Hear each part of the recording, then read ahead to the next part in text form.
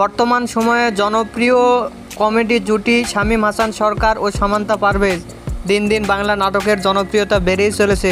সেই ধারাবাহিকতায় আবারও নতুন নাটক নিয়ে হাজির হয়েছেন জনপ্রিয় এই জুটি। নাটকটির নাম বিনা দাওয়াতে মেহমান। এই নাটকটিতে অভিনয় করেছেন বর্তমান সময়ের আলোচিত অভিনেতা শামীম হাসান সরকার ও আলোচিত অভিনেত্রী সামান্তা পারভেজ। এই নাটকটির রচনা ও পরিচালনা করেন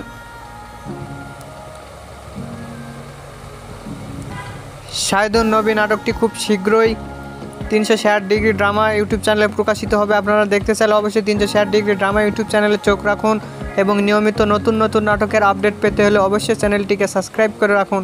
পরবর্তী ভিডিওর জন্য অপেক্ষা করুন।